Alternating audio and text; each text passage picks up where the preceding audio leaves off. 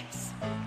We are the New York Knicks. Say go New York, go New York, go. Go New York, go New York, go. Say go New York, go New York, go.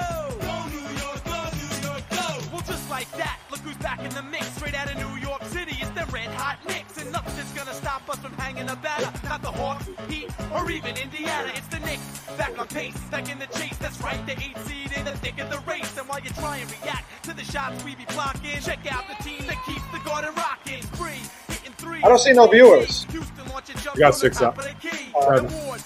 Child and Larry, Thomas, Big Chris, and Marcus can be. Nobody does it like the Knicks can. Go get your best 5 guys. In fact, grab a 6-man. The Freewell and the Knicks excel. Look out, the number 18 is starting to gel. Go New York, go New York, go. Go New York, go New York, go. Say go New York, go New York, go. Go New York, go New York, go. You want depth, hold up with 2 deep. And Indiana, they're gonna end up with the Hawks and the Heat, while the Knicks sweep them with the broom. And just like that, guys, the New York Knicks are the hottest team in the NBA. The hottest. The hottest. The hottest team in the NBA, the New York. The hottest. When's the last time we said that, Frank? Well, insanity. And even still, it wasn't to the same magnitude. Yeah, I've been telling people, all these people coming to my store nowadays, Frank, and they want to talk Knicks with me. So shit, no problem. Let's talk. Yo, listen, I'm telling everybody the same thing. This year is even more exciting than the 2013 year, not only because of just the production on the court, but because that what we got right now is so sustainable for years to come. We put ourselves in a position where, so when we really started this journey with Phil Jackson, which we don't really like to talk about much, but it always needs to be touched on because I truly do believe that Phil Jackson was the catalyst for the beginning of the birth of this New York Knicks team. Wow. I know it's crazy. I know there were so many missed moves by Phil, not going to get Donovan Mitchell and going to get Frank Ntilikina, the whole forcing KP out of New York and all this stuff. But I truly think that there is a way to find a silver lining through every storm. And I think that the silver lining through Phil Jackson was that the Knicks finally saw the format that they needed to rebuild. And what is that, Frank? Well, that was drafting young, accumulating picks, getting all these assets. And then once you have these assets, you have the ability to start allocating these assets to fill your needs. And I think that's what we've been seeing with the New York Knicks in the past 5 years. That's what I think we've been seeing. We've seen a successful rebuild. It all started when Scott Perry came into New York. Scott Perry did a great job when it came to Sacramento. And we brought him over, and he started to actually put his imprint on this team and let us get to the point where we can really start accumulating these assets. And then, obviously, we moved on from them, and we've never looked back, not once. I'm gonna touch on that topic right now, but I just want to tell everybody that's on Instagram, your comments cannot show up on screen. So everybody who's comment, I appreciate it. If you would like, you could more than welcome to come. Don't over be shy. And we bring your comment up on the stage. We'd love to hear what you got to say. Also, listen. If you guys want to interact with us, we want the interaction. We're not the ones that are going to not talk to you. We want to hear what you have to say. So if you're on Instagram, please do come over to YouTube. It's more inclusive. We want to get your insight. We want to put you on the forefront. We want to get you involved. Please come over. Also, if you can, if you want, if you like, you could go to bignickenergy.com. We got some really cool merch on there, as you see in this. Check this out. Yeah, this top corner over there somewhere. And we have a really nice flag, really big flag. Anybody, college dorm, garage. Huge, great material. It's only on the website for $30. It's severely underpriced. I'm probably not even making $1 off of it. I just want Knicks fans around the world to grab it. Look at the work on it. Listen, this isn't your normal tapestry. You can rep your Knicks wherever you are, and it's going to be good quality that's going to last you a while. And it's and I'm telling you right now, if you don't get it while it's hot, the prices only go up from here, baby. Big Nick Energy. So, yeah, I do want to touch on the Phil Jackson thing. Why not? Because that was crazy. That was crazy to start. I know. The number one thing that I got out of the Phil Jackson era and what was most important to me was that was the tide changing from James Dolan being in control to now the people who are supposed to be in control. I 100% agree. Ever since then, I know James Dolan. I'm not going to say I don't know, but from what we see and what we read, he's basically been off all types of basketball ops in terms of making trades and any kind of decisions. He's left it up to the right people now. I 100% agree. We finally got to a point where our brain trust within the Knicks is a place where we can. You remember probably, I would say 7 years back, how lost we were and how all the hope as far as like where our team was going, the position where we were going, the direction we wanted to do, it was all up in the air. Let's bring out that roster. Why not? Just for shits and giggles, Frank. Let's do it. So what I think to myself is we have the ability now to be in position to move forward. We were never in that. I said this from the beginning when we moved RJ and IQ for OG Anunoby. We moved two guys that we didn't know where they would sit in this lineup, what their role was, what their jobs even were. We had IQ trying to figure out how to be your guard. We had RJ Barrett trying to figure out how to be the third option. And then we got rid of these guys that were in question. Some of us, aren't too happy about it. Some of us were okay with it. But then you get a guy that has a role, knows what he's doing. That's what happened with this team. We started bringing – and you know what? Phil Jackson was the first catalyst. Getting Jalen Brunson was number two. It was the most – Jalen Brunson has been the most important piece in Knicks history since getting Patrick Ewing. He needs to be in the MVP conversation. It is not – now it's not even funny. In the beginning, we were like, he's playing great for us, da-da-da. I mean, he didn't eclipse 30 points the last game. He had 29, whatever, but he had 9 assists. So he was dishing the ball a little bit more, getting everybody more active. This guy, Jalen Brunson, getting his pops on the roster, then starting to get some of the Nova boys to start filling that comfortability with on the roster. We finally have done something that will build this is culture. This is what culture is. When we talk about having a basketball team that has a culture, this is what it is. It's getting a bunch of winners, a bunch of people who are like-minded, a bunch of people who know what their roles are, and they play it perfectly. That's why we can have Mitchell Robinson go down. We can have Julius go down. We can have OG go down. And then we can have Dante DiVincenzo come in and give you 2 30 pieces. Frank, that's why I always get enraged when I see tweets about Leon Rose and the whole family of the CAA. Why the fuck not?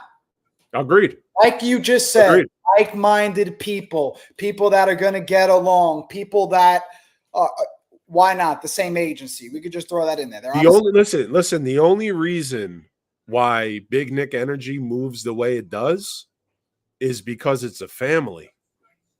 And you look at that blueprint of what you and my brother Vincent have cultivated. The success only comes from trust within.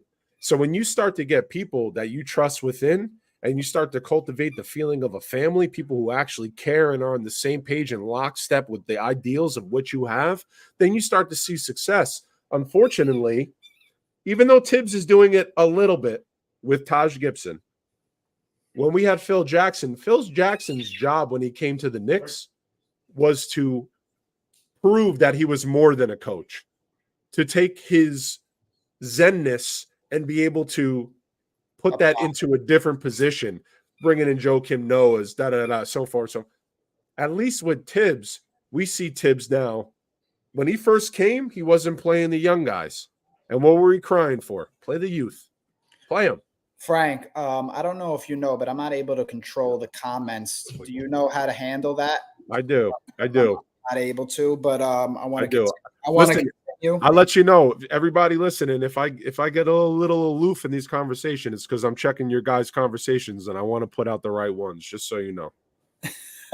What were we on just now? What were we talking about? Just everything that Tibbs. We were talking about a culture. We were talking about how I was talking about how Tibbs was helping out Taj, getting him a job. How Phil was getting Joakim Noah job, but it's different though. Yeah, it's amazing how this team has just been able to, regardless of adversity. We're gonna hold on to that right there. Regardless of any types of adversity or injury, that next man up mentality. There's nothing better than that. Like OG's been out. Randall's going to be out for a little bit. Look at these last 2 games. You had Precious step up. You had Dante step up. You had Grimes step up. That's Thibodeau kind of instilling confidence and, like you said, culture. That's very important. This team that not only that, these guys that are on our bench can fucking hoop. They can hoop. This guy, Quentin Grimes, has gotten more touches, right? So he's been scoring more. Besides that, his decision-making, his ability to create off of the dribble, and his defense has stood out. He's going to hit the 3. The guy's got a flawless form. He's confident in his shooting. He knows how to create space. So when somebody's good at something, I take that, I throw it in the garbage because we know he's good at it. You got to look at everything else. Deuce McBride, his ability to create off the dribble, his ability to catch and shoot, his how boppy he is with his crossover. And you want to know something that I learned from him that I've seen? He's learning from Jalen Brunson. When you see Jalen Brunson dribble, every single maneuver of the ball is extremely purposeful. And you're starting to see the herky-jerky crossover when it comes to Deuce as well. Yeah, I'm extremely proud of Deuce because from what he came from and what he is now, just true, a hard worker, never wavered. Guy hasn't played a minute at the beginning of the whole quarter of the season. Stayed ready the whole time. Stayed ready. And look, the Knicks threw him a little bag, 3 years, $13 million. And look at him actually producing on the court. Let's get to some of these comments. I was going to say, let's get to these comments. I want to start. That's you right there, Henry. Okay, so Brunson behind Embiid, Shea, and Tatum. I agree. But regardless to whether or not he is a unanimous MVP or wins it or just needs to be in the running, he needs to be in the running. That's simple. That's all I mean by it. Do I think that he is the MVP of the Eastern Conference? No, I do not think that. Do I think that he needs to start being talked about? Yes, I think, and that comes.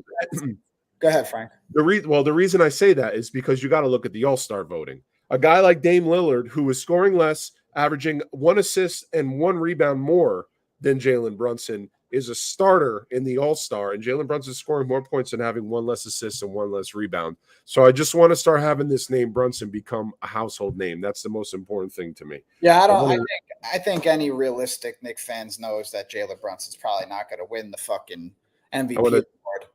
I agree. I wanted to do this one because I just wanted to touch base with this gentleman and let him know you will run into people who poo-poo things all the time when it comes to new personnel, new players. Always give them a chance. That's all I got to say. Always give them a chance, and if they're willing to spend money, you're going with me. And you know what? Not only were they willing to spend, it was always the right spend. Right. And every move has always been the right move. I don't know if you remember, Frank, but the Derrick Rose year, the year he came, that was a move that was like 2 months before. Or was that a month before the trade deadline? The Knicks have made a move every year since Tibbs and Leon have been here, but it was always at the same month, right around the same month. And look, Josh Hart traded for last year, 9 straight. This year, traded for Obi, 6, 7 straight, and now we lost a couple, then we just ran off a bunch. It's just the cohesiveness of this team, the cohesiveness of what Tibbs wants. Everything just seems to be working right now. Yep. Hold on. They said, I want to just comment on this. Yeah, read his name and then the comment. It's a little funny. James Allen also, y'all are related, and then Benjamin Bach, hype man. We're basically family at this point. Angelo and my brother have been doing this since before you were born, probably, brother man. They have been so dedicated to this product and their platform and making sure that every time they put something out, it is detailed for your liking. This is something that is so important to them, and they have such a passion for And yes, even though we are not related, Angelo is a brother of mine. Angelo is most definitely a brother to Vincent. We've known each other for years. So yeah, we are a family, regardless to if it's blood or not. We are related. Though. We are related. We're related though. We're related. Yeah, that was that touched me. That touched me, Frank. Hit the thumbs up for these jabronis. I like that. I like that. Hit the Thumbs up for us. We are just a fucking bunch of jabronis. Go ahead to the next one. Just read off their name and then their comment. Yeah. Let's see. I'm gonna keep moving. Let's see. I got a bunch.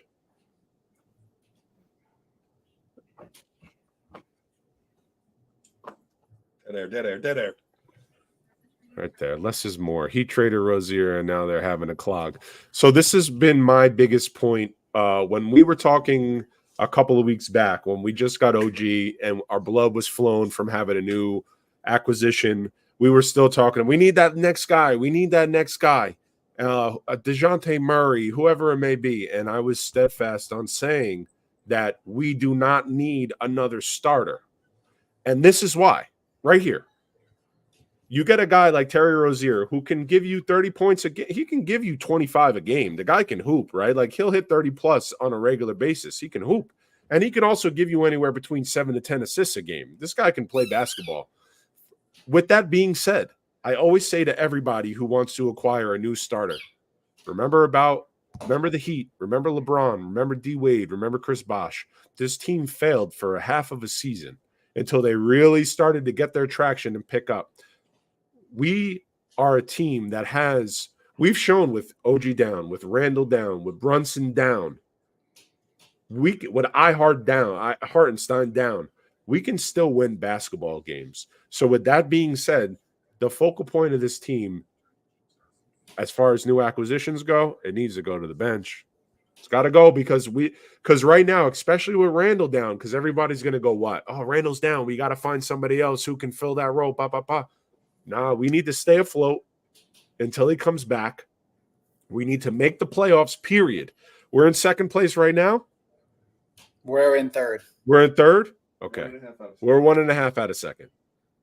If we can stay afloat and stay within the 6, if Julius is out for an extended period of time, we're going to be okay. If we go out and get a guy on the bench to just solidify these like floater minutes, the in-betweener minutes, we're going to be all right. Frank, who's your main target at the trade deadline? Now, just think about like where we were at 2 weeks ago or even 1 week ago where we were ready to give up on Grimes. I don't know if you were. I don't know if I was either. I don't know if I was there either. I'll never give up. I think Quentin Grimes in 5 years can be a 20. I think in less than 5 years he can be a 20 a game score. No doubt. And he's guarding the best player on the other end. No doubt. So Vin was telling me that Tari Eason was a name that we were throwing around. The power forward from Houston. I love Tari Eason. I think that a power forward is going to be our biggest issue, like moving forward.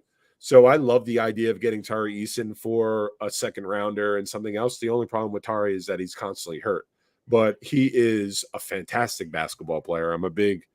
Like, are you? So you're cool with McBride being the guy? Yeah. Yes. Oh, you want to give it to him? I've loved Deuce McBride since the beginning. I've loved Deuce McBride since we brought him in. Listen, my rap name is Stray Deuce, as some of you already know. So anything that I have an affinity for somebody that like shares a name with me. But besides that, I've always saw the dog in him. I've known it was, you know what it was? It was his wingspan for me. I love this kid. You know who shares a name with you, Frank?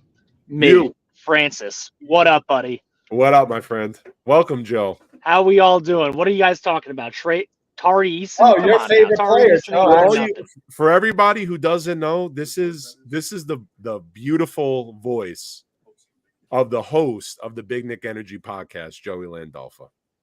All 14 people in this room, I swear to God, I hope they know who I am at this point. They should recognize this nasally, aggravating voice anywhere.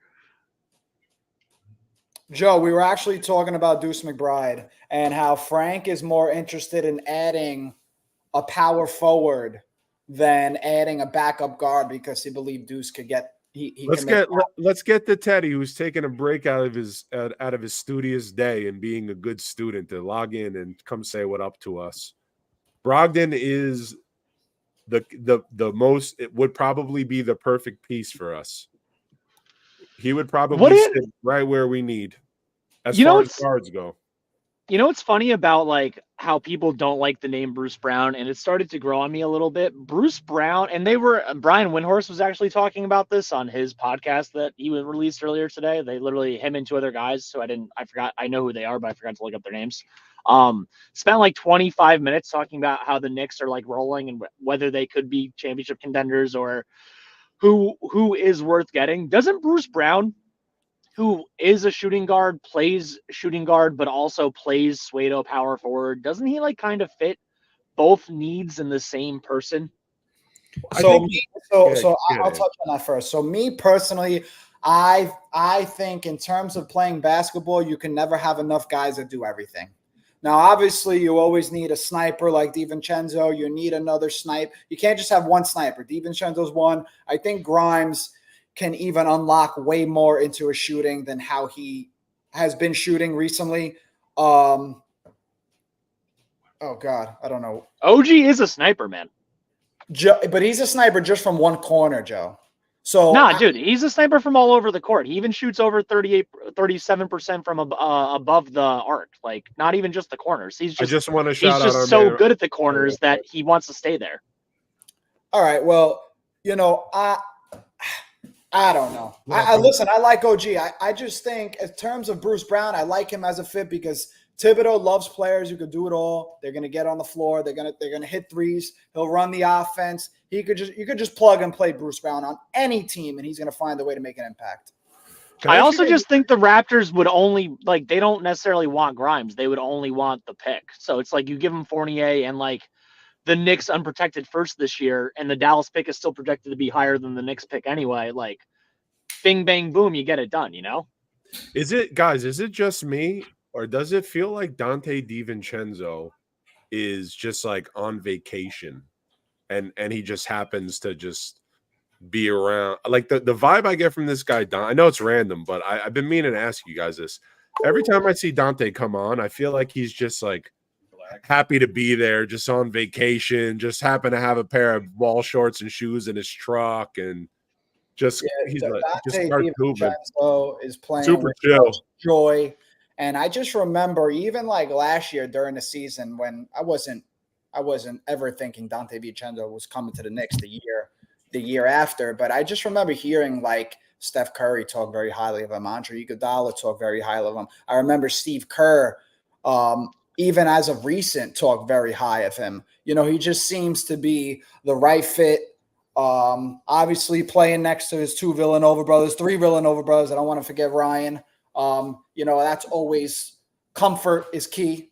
And he's just shooting the ball at a lights out clip right now. What is he shooting? Like 43% from three right now, 44% from three. He's on a burner right now. I think it's up to 46% after last night. He went 9 for 15 last night. He was going. Yeah, I think he's over 45% now. You know what's funny is that the Warriors probably wish they still had this dude because they're trying to make that rookie B-Pod like turn into whatever Dante DiVincenzo already is. And the Warriors could have used a guy like DiVincenzo for all those games Draymond Green missed. That's for sure.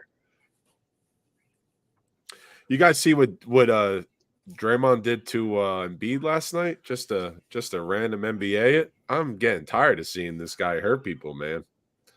He's not the one that actually got Embiid hurt, though. It was Jonathan Kuminga that jumped on his leg. Was it Kuminga that fell on him? Yeah. That wasn't Green. Draymond Green, he did have comments on the injury in general, but he had more comments on the whole 65-game rule thing. Yeah, dude, if anything, Green actually kind of like stood up for like Embiid and he's a player, obviously, so of course he stood up to the player side, but just kind of calling out the 65-game rule for kind of being BS, and he thinks Embiid wouldn't have played if not for that because Embiid was running low on games left to miss. And now Embiid is definitely going to miss the games. What do you have, 5 games left that he can miss? Something like that. I think he's 6 games right now. But now he's gonna miss the next 2 to 3 weeks, and that's gonna be the end of that shit anyway. Yeah. Hit that one, Kyle. Right above it. Two above Kyle. Two above that one. Need a guard. Kyle Catagon, I'm sorry if I'm not pronouncing that correct, says need a guard off the bench who could guard the shooting guard, but create for our offense. McBride can defend the point guard and catch and shoot on offense. I think So I want to run this idea past you guys. Like, say we did get Bruce Brown, right? Like, just whether you want to say Grimes is in that deal or not. If the backup line is like Deuce McBride, Bruce Brown, Josh Hart, Achua, and I don't know, Ihart. I guess Achua is the backup 4 or 5. Sims the backup 4 or 5. Depends on who's missing games. But the main three of McBride, Hart, and Bruce Brown. All three of those guys can equally initiate the offense or bring the ball up the court. So you're not really, while not any one of them is elite at it or actually like backup point guard worthy at it, all of them together can just start the offense at least. Yeah, anything to at this point, it's anything to spray a Brunson 10 minutes. The way I look at it is you want as many Swiss Army knives as you can off of the bench, right? Deuce McBride is somewhat of a Swiss Army knife when it comes to the point guard position. His assists aren't where you would like them to be, but offensively, he has been extremely consistent. Josh Hart will give you everything you need. He gave you 10, 10, and 10 last night. Gave you a triple-double last night. First well, career. I was going to say, I know it was the first on the season. I didn't know it was first on career. Josh, but there have been a lot of games where Hart would get 8 and 8, Close. like 8 rebounds, 8 assists, Close. 6 rebounds, 6 assists. He does shit. He does a lot of stuff like that. The off chance that you see this, Josh, and to be honest with you, it's not that much of an off chance anymore. We know you're watching, Josh. You are a dog, kid. You're a dog. You're a dog. Keep it up. You are everything every team needs. This crappy 1999 Hyundai Sonata is trying to like rev their engine next week. Brother, if you hear this, you're everything every team needs, and we are so lucky to have you on our roster. But you know, if you happen to just be on Twitter a couple of weeks ago, everybody was looking to like send Josh Hart to the G League, and I'm exaggerating. I'm exaggerating way further than what I should be. But people were just shitting on Josh Hart because he wasn't getting buckets and his numbers weren't up to par. And I don't know if you've also seen Frank, but I'm going to fill you in. Josh Hart, maybe less than a week ago, I don't know who he exactly sat down with, but it was somebody from the Post, and just talking about his role and how he has finally come along to his role during this season. He has said it is a bit different from last season, and he was expecting to sort of, I guess, be more involved in the offense. And he said as of recently that he's finally come across to being comfortable as an energy guy. You know, what Tibbs wants is what he's going to give. It was an adjustment period for him to adjust to the role this season. The beauty of that is that he has a support system around him. You have to realize, so me personally, when I think basketball is extremely psychological to me. It's more than the ability to put the ball in the hoop. So you have to imagine coming to a team expecting a bigger role, them acquiring other people who can do what you do in a DiVincenzo, but at a higher clip, and then having to come to the realization that you're not going to have that much playing time or the playing time in which you really thought you were going to have. Now, having the people around you that you've had immediate success with, this is why you're seeing Josh Hart flourish. This is why you're seeing DiVincenzo flourish. This is why you're seeing Jalen Brunson flourish. Jalen Brunson, let me ask you this question. Do you, as well as Jalen Brunson played to get the Mavs to the conference finals the season that Luka was out, do you think he's gotten better from that position? From that position, yeah. He's on a whole nother plan. It's different. I'm not going to sit here and say I watched game film of Jalen Brunson while he's on Dallas. I'm a Knicks fan. All I do is live Knicks. But I've obviously during playoffs games I'm watching. Right. What he did without Luka was like eye-opening. And I don't know if you remember, Frank, but William Wesley and Randall were there. Yep. And they got fucking harped on because of course they thought they were kind of recruiting early, which was probably actually the case. I mean, they lost a second-round pick for tampering, so that literally was found to be the case. So yeah, Joe, I don't like to talk about that type of business on here, right? Well, you know what? Hey, listen, you don't like to say facts that happen. You know what? Shout out to the Knicks brass tampering and bringing in the superstar point guard that this best second-round pick in Knicks history. The easiest, I would give you 2 second-round picks for that tampering for what this guy has been doing for us. Are you crazy? I'll give him a first, no problem. No doubt. Yeah. No doubt. No, listen, Joe, if we were to tamper and they were to take a first and you were to I'll see give what him was Kai going on- Jones. We technically drafted that dude. I'll give him Kai Jones for Jalen Brunson right now. Hey, I'm going to give you guys a scenario, quick scenario. How many picks do we have available in the next couple of years? Joe? Gotta be at least 7. There's 3 this year guaranteed.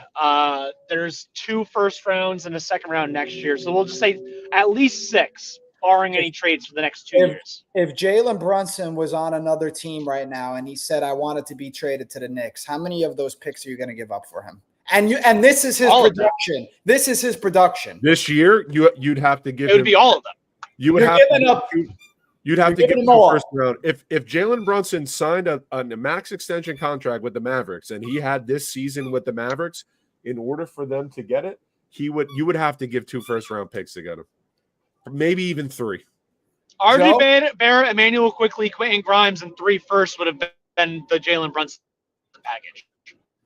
I agree. I think that this guy, if we were to move Jalen Brunson as a Knicks organization, not to say that we would probably get 2 to 3 first-round picks for him and a player, no doubt. No doubt. Oh, I gotta ask you a question. So a second rounder is worth it. You getting a Giannis with the Jalen if you throw in picks? Why do you say that's Giannis? a crazy one. Giannis? Yeah, no, I'm not going to really touch on that. That's not Listen, who are these Nets fans in here saying? Oh, is that Ben? Saying Noah Butler. Oh, guys, by the way, listen. I want to mention this. I want to mention this while Ben is here, by the way, because I know Ben is trolling the chat. We're going to set it in the future so it's YouTube subscribers only. So anyone on Twitter or anyone on Instagram following us and watching us, we strongly, strongly appreciate the support. But please come over to YouTube, give us a thumbs up, subscribe over here. It helps us. It helps us make more content. It helps us help you out so much more than just commenting from Twitter or watching from Instagram. We appreciate the support 100%, but please come over to YouTube. Help us grow our channel over here. Well, no, we're going to bring the flag back. We're also implementing open panel. Shout out Morning Brew because it's a great idea. So maybe one day, Ben, you can get your ass up here. Yo, I kind of low-key love this, real. I love this a little bit. Love it. Herb Jones. That boy Herb Jones is a dog. Yeah, I don't think Herb Jones. Herb Jones is just OG Anunoby Jr., man. He's OG Anunoby before he found a mid-range in an offensive game. Yeah, that dude's a top 5. That's it. He's a top 5 defensive perimeter player right now defensively. He can also cover centers a little bit. I like Herb Jones a lot. The thing is, Herb Jones is so good at defense. He's another dude that's worth 2 first-round picks. That's how much you have to pay for that guy, for a guy that big, that long, and that good. I want to touch on this. I think this is interesting. Good. Read it off, Frankie. Okay, the Knicks the Knicks absolutely need more. Let's not get blinded by the recent success. We're trying to win now. So we are in a landscape in the NBA where we currently need more to beat the Boston Celtics, to beat Milwaukee Bucks. Milwaukee, we might be a little bit closer to. Boston's going to be tough, very, very tough. I think Boston might be the best team in the league. You have to realize how much do you want to give up to possibly not make the finals? So as Knicks fans, you got to remember, it's nice. It's nice to have wins. It's nice to be on a winning streak. It's nice to have a winning team. It's nice to have the prospect of the playoffs and getting further than the first round. But you also have to remember that we have Titans in this league. Are we going to beat? Listen, we decimate. I want to throw a hypothetical at you guys. Go ahead. I want to throw a hypothetical at you guys based on this question and the idea. If you were to just take any one player from another team and just be like, you replace blank in the Knicks starting lineup. Say I'm Dante DiVincenzo, you are now Donovan Mitchell. How close are we to actually being finals contenders? Who would be the one person you have to take out? And then how good of a player do you need to replace that guy to get there? I was Ange, if you don't mind, because I was literally just talking to Vin about this. We went to Buffalo Wild Wings. We were just talking about Shout out this. Buffalo Wild Shout out Wings. Buffalo Wild Shout Wings. out bartender Rachel. Yeah, the greatest establishment on earth. So I look at formulas. I look at formulas that work. I look at the Boston Celtics when they won. 2 guards and a big. I look at the Heat. 2 guards and a big. The Knicks are a guard, a starting shooting guard away, a legitimate starting shooting guard or power small forward away from winning. The only way that the Knicks will win a championship is if Julius Randle becomes the third option. That is a huge necessity. He is not good in double teams. In high stress situations where he has to deal with a lot of decision making, he squanders those moments, which is fine because he gets a lot of pressure, which is fine. We are a guard away. So if I can trade one person for another person, I mean, like, the 2's got to go. DiVincenzo's got to go, and we have to go out and we have to get that 2, Devin Booker. It has to be a perennial all-star. It has to be somebody. My brother made a great point. He needs to be a defensive player of the year, first or second team. Ooh, He's got to be. You're looking Because for you got to Kobe, realize man. a lot of them. Devin Booker ain't Kobe Bryant on defense. No. Listen, but his offense will supplement that defense. So you either need somebody who is a walking bucket who can score on all levels in multiple ways, or you need to have somebody that can put the ball in the basket but also play defense. But he needs to be a first or second team defensive player of the year. I'm going. I think Joey's going to have the same answer as me. I think it's Devin Booker, 1,000%. I just think that team, you don't want to just give it a year. Like, you want to give that a couple of years. I'm talking at the bare minimum. At the bare minimum, Devin Booker is not available for at least another 2+ years. Yeah. Joe? I've been saying next summer for the past 3 years, Ange. You know, I've been saying summer 2025 since we started this podcast, basically. Before 2026, I believe CAA's very own Devin Booker will be a Knick. But so to follow up with that, Devin Booker, you guys would think probably make the Knicks finals like favorites or definitely like in the finals like conversation. Yeah. Who would be like the worst player that could get them in the finals conversation based on this hypothetical? I'm I would say Donovan Mitchell is a little worse than Devin Booker, but they're both in the same stratosphere. Like, I like Donovan Booker's Mitchell. I like Donovan Mitchell better than I like Devin Booker. Without even so that's fair. Without even throwing out a name, let's say one of them is like the 8th best player in the world, and one of them is like the 12th best player in the world right now. Joy Babe, you're going down the line of NBA would you actually get them there? You're in the Matrix, Joe. I don't know where you guys Joe got me was now. going. Yeah, I got you, Joe. Go ahead. Finish up. I was just saying, like, who's the worst player that we'd be able to supplant DiVincenzo with in the starting lineup that would make us in finals contention? Is it DeMar DeRozan? Is it better than DeMar DeRozan? I honestly think that, like, I don't want to say that if we happen to get Dejounte Murray, we got a chance. And then because I don't want to get rid of DiVincenzo, whatever the case is. And I don't think DiVincenzo is going to go anyway. But I really think this Knicks team, like, even if they added the Dejounte Murray, you get them into the Eastern Conference Finals. You got injury, right? You got injuries that come into play. You got guys coming in or that are hot. Anything could happen once you get to that Eastern Conference Finals. I legitimately think if the Knicks make a Brogdon type move or even like a Jordan Clarkson type move, we're in the Eastern Conference Finals, and at that point, I think anything could fucking happen. Did you guys hear about what Kendrick Perkins was saying about how the Heat need to move on from Jimmy Butler and they're disrespecting him by not putting him on a contending team? I seen. Yeah, he gave that super hot take on the Zach Lowe podcast. I listened to it. It was pretty wild. What was the breakdown of it?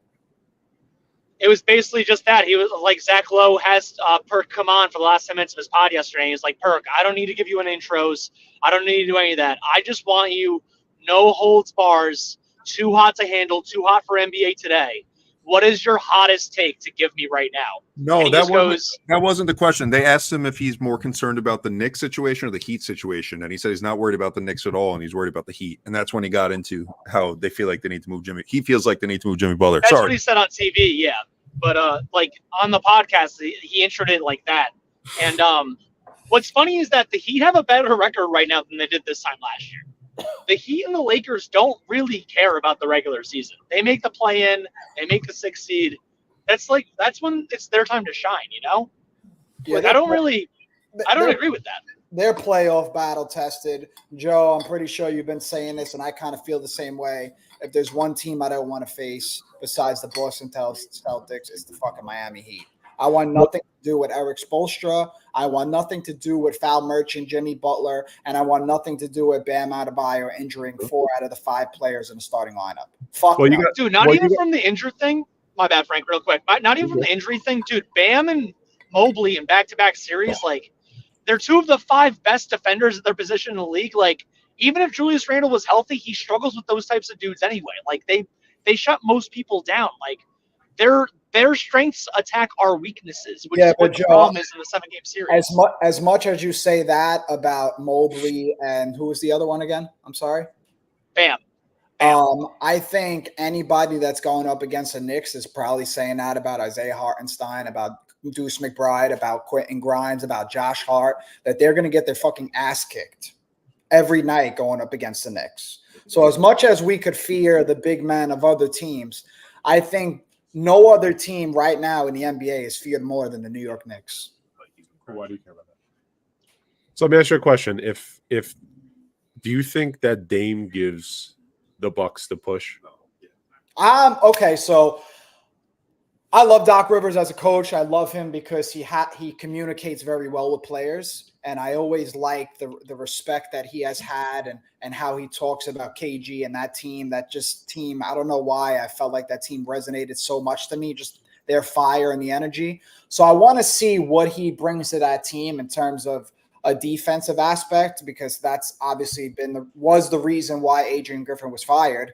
They obviously had the 3rd best record in the league, but they were giving up like 170 points a game and scoring 175. So nothing made sense. That's not sustainable in the playoffs. So obviously they haven't played great defense before Doc, but now that Doc's here, I want to give them a little sample size, 15, 20 games to see how those numbers, what that data is. Are they holding teams under 105? Are they holding teams under 100? Do you think the coaching change is do you think that Doc is going to come in and push them to where they need to be? Listen, I don't even know, I'm not big on the whole mid-season bringing in somebody. You're talking about bringing in a totally new set of coaches, totally new system, a totally new culture, a totally new voice. They've been hearing this Adrian Griffin. He's trying to set a culture down. He's a first-time head coach. And now you got Doc Rivers, championship pedigree, coach some of the best players in NBA history. That's a different voice. That might be the voice they need, but I'm just saying that the turnover is very scary to me from one coach to another mid-season. Hey, Frank, I'm even like worrisome upon adding even a Dejounte Murray move. As much as it's great, it's probably unlikely to happen as it seems today. But like you're talking about, if you bring in Dejounte Murray, you're talking about bringing in a guy that needs to shoot the ball 15 plus times a game. So it's these mid-season acquisitions. OG happen to fit in great because dude don't demand the ball, can still get you 18 to 20. But if you got a guy that needs the ball, that requires shooting that ball 15 times, and even he's going to give some dimes too, right? So he needs the ball a lot more than just putting it up. It's a lot, man. That turnover. So then what you're saying is that you agree with me that the Knicks making a move for a starter is the wrong move. You think it's all bench solidification. The core is the core, you know. Right. The Knicks to me, I think they even have another level with what they got right now. I agree. I think at this point, assuming that, like, knock on wood, I know the official report isn't out yet, assuming that Randall is back before, like, March 15th, like enough time for a month to get back into the flow of things, the Knicks don't fall below the 5 seed. assuming that, I think we're all probably on the same boat that it's got to be either like a Malcolm Brogdon or a Bruce Brown, and no one more costly or more demanding than that. And then real quick about the Bucks bringing in Doc Rivers thing. The funniest part about the way the Bucks are set up and even all the regular season success they've had so far, they have such offensive-minded players. The best coach available that they could have, like, in essence, hired because he's not a coach was Mike Budenholzer again, but there's no way they could rehire a guy after you fire him 5 days after his brother died. Like, there's just no repairing that relationship. And yeah, Budenholzer isn't the best with time clock management at the end. He's not the best offensive play caller, but you have Giannis and Dame. How many offensive play calls do you need? You needed a defensive-minded head coach, and you had one of the best. You fired him last year. No, but after he had a family tragedy. So here's the thing, Joe. The reason that they fired their head coach was because Giannis was not listening anymore. He was sick of him, I know. So when you say things like how many offensive plays do you need to call, you have to greatness does not come. There's not many players like LeBron James where you can throw him on the court. He can run your whole organization as far as moves coming in and out and also run the game. So guys like Giannis, as talented and physically gifted as he is, and Dame as physically and talented as he is, you need some sort of direction. And to be honest with you, Doc is the who else other than Doc? Can I rebuttal you on that real quick? Sure, of course.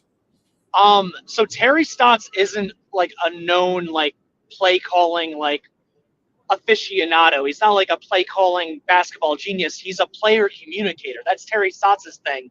Yeah. And Dame led that team that did not have a lot of talent outside of him and CJ McCollum to the Western Conference Finals before. Like if Dame is on the short list of players that have like almost Chris Paul like IQ, that could like he doesn't necessarily need the play caller like that. And Giannis didn't have that. He had a defensive stalwart in Drew Holiday that happens to be point guard sized, but not an actual point guard offensive player. So I think Dame would have actually supplanted that, you know? I do. I still think you need some sort of direction when it comes to, like, as good as Jalen Brunson is. When he's running up the court, you know where he's looking. So like so you have to realize a lot of success comes from understanding the hierarchy in which you have to listen to. You can be great, but as you've seen with LeBron James, something that's a knock on him is how many times he's lost in the finals. You know, like you can have all these.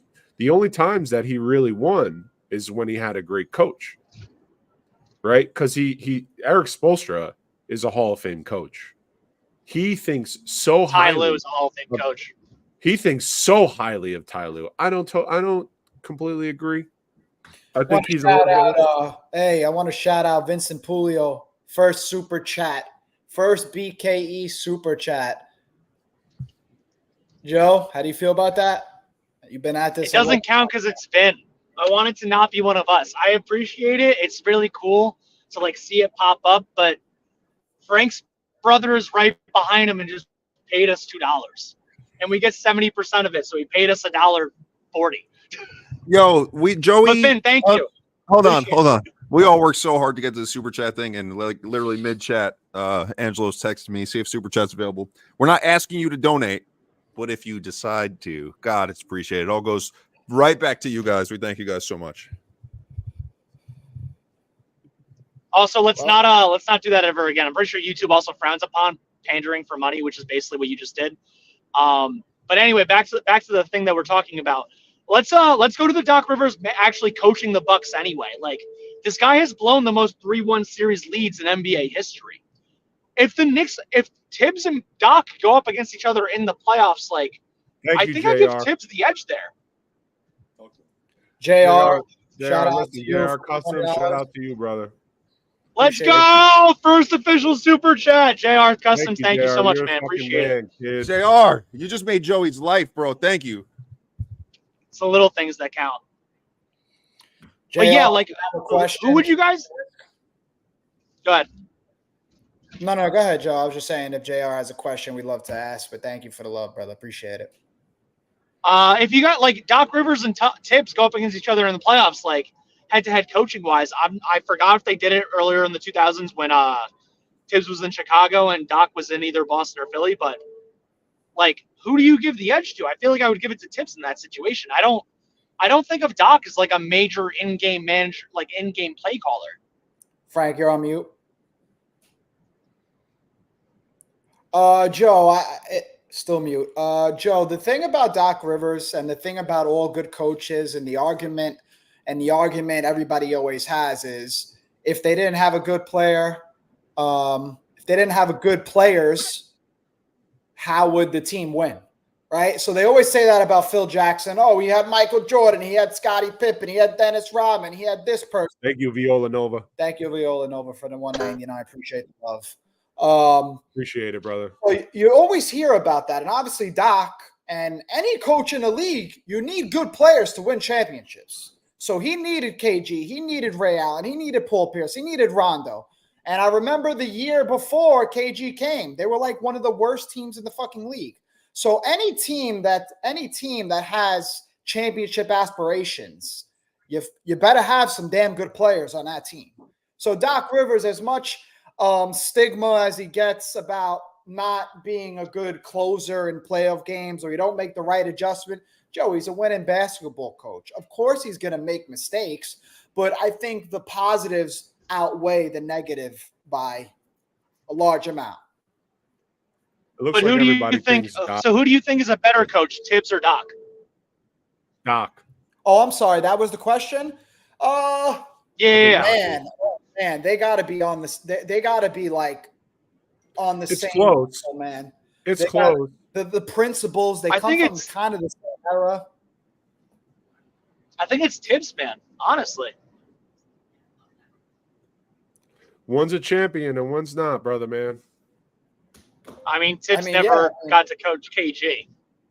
KG, Paul Pierce, Ray Allen, Rajon Rondo is a lightning in a bottle on the tail ends of two peaks in the beginning of one. That Bulls team was not in the Hey, season. that Bulls team, boy. That Bulls team was Listen, Derrick Rose and a hell of a lot of defense and hopes and prayers, my friend. No. That Bulls team was LeBron Different. James was in the way. Yeah, Tibbs. The first 3 times Tibbs lost in the playoffs, it was to LeBron James every time. Yes. Let's get some more comments. Doc, thank you, Jeep the Best, for the Hey, follows. he's the best. Thank you so much. Appreciate it. Doc only won a go ahead. Next comment, Frank. Go ahead. You read them off. Doc only won a championship with Tibbs as an assistant. It's a very good point. Thank you, They R. both have the same chip. They both got the same ring. Thank you, R. Much love, brother, man. We love you, Mike. Or what up? Thank We love you. Mikey. Thank you, brother. We love you, kid. Mike never had to give us a single dollar because he vouched for my street balling days in this podcast before. So I just want to go over this right now, guys. Just quick. I want to hit you with it. Are you trading Quentin Grimes at the trading deadline, before the trading deadline? No. Joe. I want to. It's such a hard question. Like, let's put it this way. Frank, because you said no so quickly, I want to pitch this to you. Sure. Would you rather Quentin Grimes or Bruce Brown in the rotation? I want Quentin Grimes. Would you rather Quentin Grimes or Malcolm Brogdon in the rotation? I want Malcolm, but I would be sad to lose Quentin because I think potentially you're going to get more out of Quentin. So if you're talking immediate need, Evan Fournier, Quentin Grimes, and the Detroit first-round pick, which will literally probably never convey, for Malcolm Brogdon, are you doing it, yes or no? you said Fournier, Quentin Grimes, and a first rounder? Is that what you said? First rounder with that? You're in the Matrix. What happened? So the Detroit first-round pick that might never, the one that's like heavily protected until 27. For Malcolm Brogdon, how many years does Brogdon have in his contract? For Malcolm Brogdon. How many years does he have left on the contract? This year and next year. No. This year and next year. No. Next year it's an expiring, so it would replace Fournier's like dealable contract basically. Probably not. I think Quentin Grimes is in 1 Okay. week. He's probably become unexpendable. You cannot trade Quentin Grimes. I think Quentin Grimes is all right. So with Quentin Grimes, I think that he has more confidence than all of the younger people that we have left, a la Miles McBride. Miles McBride's confidence has been growing, but you can see that Quentin is doing more manipulation with space making than what Miles McBride is doing. So what that tells me is that his game is further developed than Miles. Miles is still learning how to put people in jail, which is when you come off a pick and you have a defender behind you and then you use your back hip to keep him away from the ball. He's still learning these things. Quentin Grimes has that already. Quentin Grimes knows how to move without the ball better than Deuce McBride does. Quentin Grimes has a longer wingspan and can guard more positions than Deuce McBride can. Quentin Grimes has more confidence in his jumper than Deuce McBride. Like I said, even though Deuce McBride's confidence has been That's rising. where I got to go against you, man.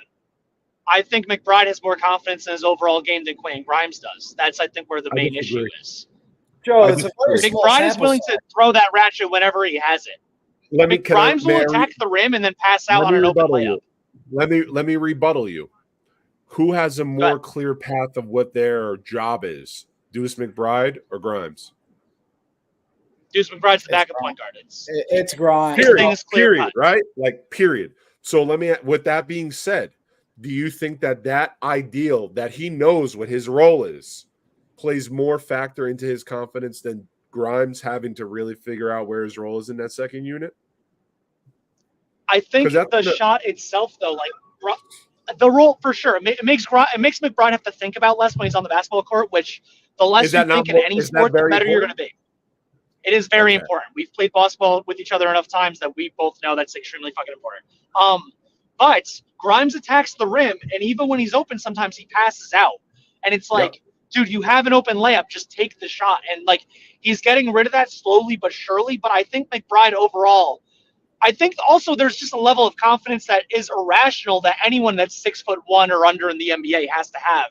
That Grimes at 6'5" and being the former best player of a top 4 NCAA Final Four team, like he had it, and then you think you should have it, and then you lose it because you're like, oh damn, I'm not one of the best players anymore. Like then you have to build yourself back up. McBride had to go through his whole life with that confidence in order to get to where he's at. Right. So he's a little bit more of a dog. It's the Napoleon syndrome, man. He's just more tenacious naturally. Can I ask you guys a question? Can I say something extremely blasphemous that I've been noticing about Deuce McBride's release? Is he not very reminiscent of Ray Allen's release? Is it not just me over the head? It's got the overhead art, like the wrist flick arch, yeah.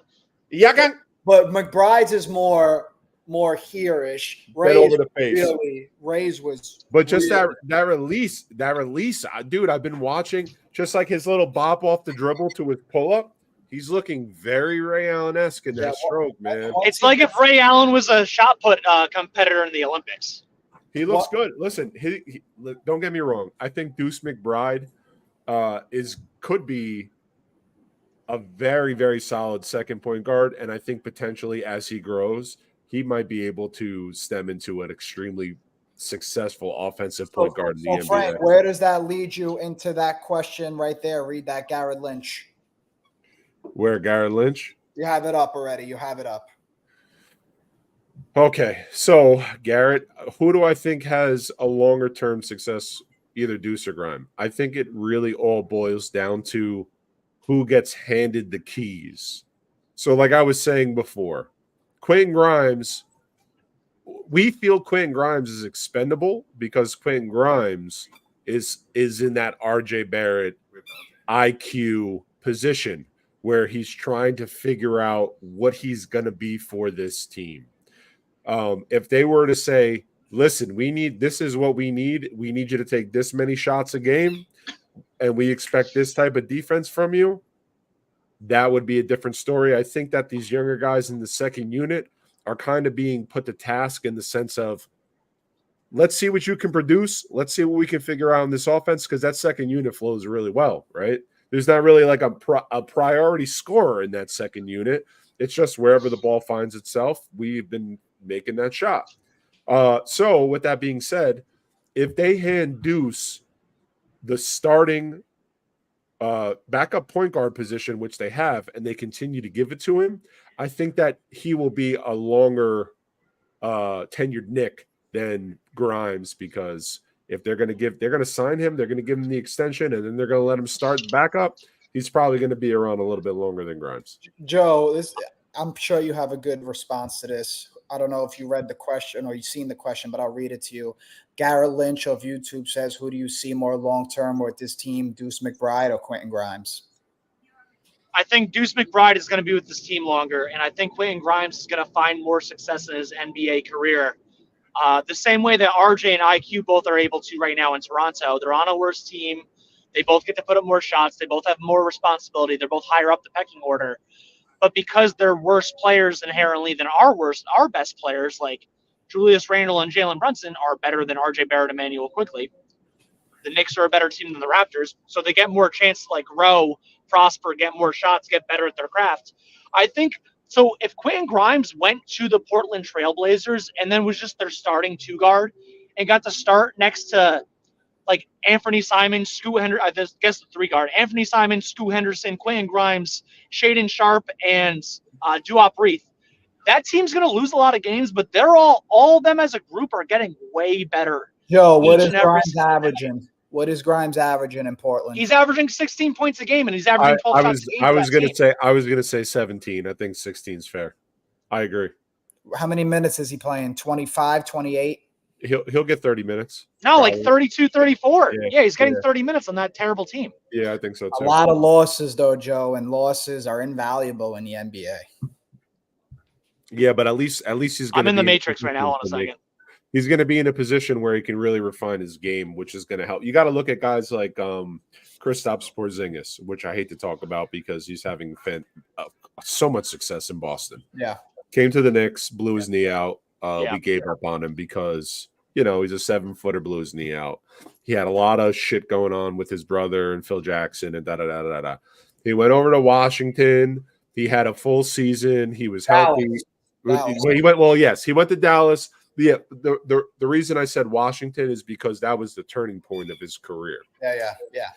He went to Dallas. Obviously, he had somewhat success with Luka, but Luka, who knows if he is a winning basketball player. Luka's so heliocentric that if you're another player, that it's just Luka. That's a whole other conversation. Regardless, he goes over to Washington where they're bubkiss. They're terrible all year. He plays pretty much a full season. He gets his big contract to Boston, and he's able to be successful. And he averaged 20 and 8 in Washington, man. He actually played 65 games. And warranting the contract that he got. But like he deserved what he got because he proved on a bad team that he can hoop. And I think like RJ, IQ, if Grimes were to go to say Portland, it's a lot of losing, and losing is something that you don't want in the NBA, but at the end of the day, these are not the last stops for these guys. These are just stops where they go and perfect their craft a little bit more, get that big contract so they can get more minutes. Listen, I'm all for former Knicks being successful, especially even best case scenario, they're in the same spot, and then they actually build a winning culture at that team they're at that was losing before. That's the best case scenario. Shout out Tim Hardaway Jr. Jam and Jet on YouTube says Precious reminds me of Nerlens Noel. Facts. I kind of agree. He's a little better offensively, but facts overall. I think Noel has probably the worst hands I've ever seen in NBA history. But I think Mitchell Robinson has the worst hands in NBA history. Precious has been impressive. His touch around the rim has been great. Tibbs got him rolling or whatever. I don't know if Tibbs got him rolling or just he finally figured his role in this Knicks offense. But it's been really nice to see him play his game. It's been really nice to get to see him play extended minutes. And I like that he's able to guard fours. He could switch. He could guard a 5. He could guard a 4. He can guard 3 through 5, man. The one thing that Raptors fans loved is that Precious was good at defense. Yeah, no, listen, as long as Precious Achiuwa plays how Precious Achiuwa he's is supposed to play, he could be an impact basketball player. I just Yeah, don't I wasn't. I'll be honest with you. I wrote him off very quickly, which is weird for me because I always stand on that 10-game sample size, and I wrote him Frank, off. you were part of the Frank Ntilikina high for a long time, man, to be writing anyone off too quickly. I still listen. I still am. Whoa, I Frank still am. Ntilikina in the house. I still am. I think that a lot of it comes down to system. I think it comes down to development. I still am. I think Frank Ntilikina, this guy is probably 25 years old, still has that 7-foot wingspan. Somebody's not pointing him in the right direction. Is still Frank Ntilikina needs to do what listen. Dante Exum did, dude. Dante Exum went overseas for a couple of years and came back. Is now a good NBA player. Frank Ntilikina needs to go to a team in like Belgium or Spain or somewhere where he would actually be the best or second best player on a team now that he's an adult, and like actually do shit there and then come back here. Swagger back. Yep. Well, Yep. You know what? That's I don't know if you guys seen yesterday, but I did tweet that the Knicks easily, I mean, correct me if I'm wrong, have the best string of centers in the NBA between Mitch, Hartenstein, Precious, and Sims. Thoughts, guys? No, the Timberwolves for sure, by far. Timberwolves. The Timberwolves. By far? Yeah, I agree. They have Gobert, Karl Anthony Towns, and Nas Reed. Okay. Knicks are number 2? I can see a number 2 argument for sure. Okay, so if they're number 2, they're number 1 to me. That's fine. That's fair. Frank? I'd have to really think. I do think that the Timberwolves are number 1. I agree with Joe. I'd have to think about. I'd have to go through every roster in my brain. And then it's like I'm not like if I counted if I counted Jokic as an individual or Embiid or like Davis or Sabonis, like if I'm counting any of the top centers that play 40 minutes a game, then technically that team would have a better quote unquote center rotation. But when it goes like 1 through 3, 1 through 4 deep, it's like if the first guy got hurt, the second guy next man up. The Knicks are definitely second best. Listen, Sims does nothing for me. At all. He does nothing. He does nothing. No athleticism.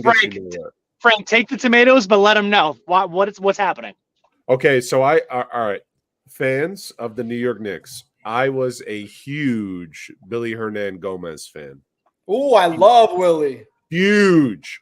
Is he in the league still? Yes. He's a bum. Okay. Listen, offensively from the post, fantastic. In today's NBA, you're a bum, right? So I have to look at Sims. What does Sims bring you? Uber athleticism. Stop. That's what Tibbs Tibbs doesn't require any, like, Joe, correct me if I'm wrong, but Tibbs doesn't he doesn't require like anything but a rim presence and like guys who could Sims is not bad on switches. Like Sims actually holds his own on the perimeter defensively. Sims fits in his body. Mitchell Robinson. Frank, the next 5 fit in his body. So I'll give him that. Yeah. I'll give him that. The next game you watch that the Knicks are playing and Sims is getting minutes, which I'm assuming should be next game because it's definitely earned minutes. So I love this. When they play, I agree. Knicks are nice. Indiana runs 25 pick and rolls. When Indiana runs 25 pick and rolls and Sims inevitably ends up on Tyrese Halliburton, tell me this dude does not move his feet and his hips laterally enough that you're like, oh damn, that's way better than I thought he would do. I think Jericho Sims must have had a growth spurt like senior year of high school and it went from like 5'2" to like 7'1" in 4 months. Because the way that dude moves, he must have been a guard. I think someone would die if they did that. Listen, once again, athleticism. But after that, if you have the vertical that this man has, you should be averaging a block a game if you get 15 minutes a game. I'm sorry. I'm getting a block. Dude, he does that. He had 4 blocks in the first quarter last game. He only plays 20 minutes a game. He gets a block a game in 20 minutes. I don't know what else you want from the guy. Get to those comments, Frank. Hey, I got one for you. Hey, it's me, Vin, by the way. I'm here. Nah, man, you're completely wrong about Sims. Sims was useless when he was getting about 5 minutes and he didn't really know what he was supposed to do. But now with all these centers out and Sims is actually getting some burn, Sims is looking like he's putting together. Same with Precious.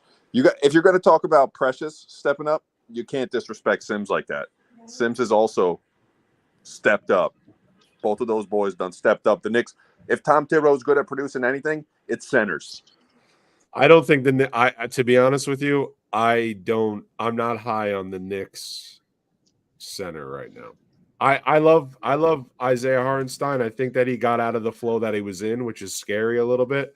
Last night you saw him come back a little bit to what he was doing, and maybe that's him just getting up to speed again. But after iHeart, we have a big problem. Achua is good, but Achua has shown that it's an in and out kind of experience with him, right? Sims does nothing for you on the box score at all. Sims does nothing for you on the box score. Go look at your box scores. And you want to know something? If you're going to tell me he's doing stuff that's not on the box score, that's not for a center to do. A center's got to get rebounds, blocks, and if he could score, great.